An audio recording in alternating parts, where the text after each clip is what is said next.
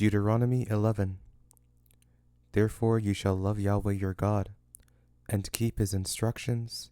his statutes, his ordinances, and his commandments always.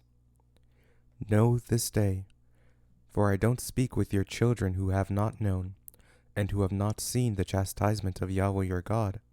his greatness, his mighty hand, his outstretched arm,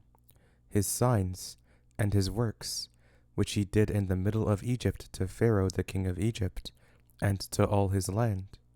and what he did to the army of Egypt, to their horses, and to their chariots, how he made the water of the Red Sea to overflow them, as they pursued you, and how Yahweh has destroyed them to this day,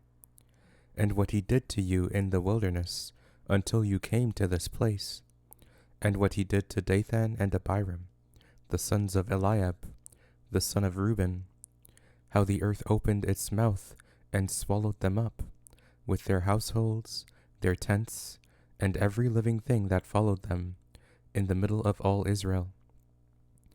But your eyes have seen all of Yahweh's great work which he did. Therefore you shall keep the entire commandment which I command you today, that you may be strong, and go in, and possess the land that you go over to possess, and that you may prolong your days in the land which Yahweh swore to your fathers to give to them and to their offspring, a land flowing with milk and honey. For the land where you go in to possess isn't like the land of Egypt that you came out of, where you sowed your seed and watered it with your foot as a garden of herbs. But the land that you go over to possess is a land of hills and valleys, which drinks water from the rain of the sky, a land which Yahweh your God cares for. Yahweh your God's eyes are always on it, from the beginning of the year, even to the end of the year. It shall happen, if you shall listen diligently to my commandments, which I command you today, to love Yahweh your God, and to serve him with all your heart and with all your soul, that I will give the rain for your land in its season, the early rain and the latter rain, that you may gather in your grain, your new wine, and your oil. I will give grass in your fields for your livestock, and you shall eat and be full. Be careful, lest your heart be deceived, and you turn away to serve other gods, and worship them, and Yahweh's anger be kindled against you, and he shut up the sky, so that there is no rain, and the land doesn't yield its fruit, and you perish quickly from off the good land which Yahweh gives you. Therefore you shall lay up these words of mine in your heart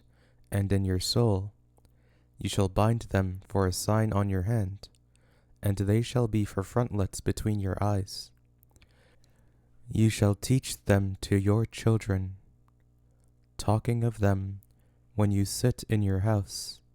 when you walk by the way, when you lie down, and when you rise up. You shall write them on the doorposts of your house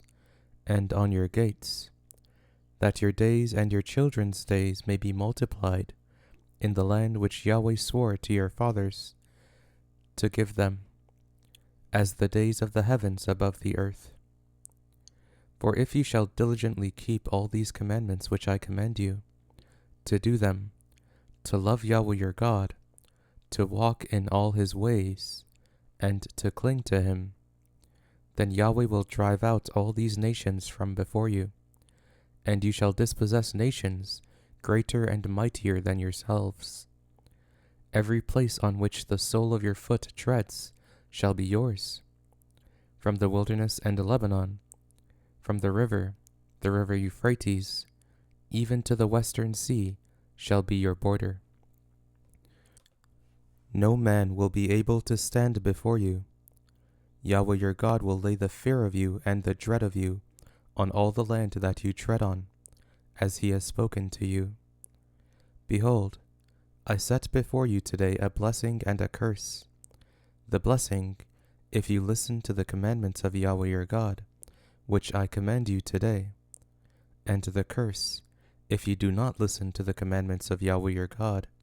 but turn away out of the way which I command you today, to go after other gods which you have not known. It shall happen, when Yahweh your God brings you into the land that you go to possess, that you shall set the blessing on Mount Gerizim, and the curse on Mount Ebal. Aren't they beyond the Jordan, behind the way of the going down of the sun, in the land of the Canaanites, who dwell in the Arabah near Gilgal, beside the oaks of Moreh? For you are to pass over the Jordan, to go in to possess the land which Yahweh your God gives you, and you shall possess it and dwell in it. You shall observe to do all the statutes and the ordinances which I set before you today.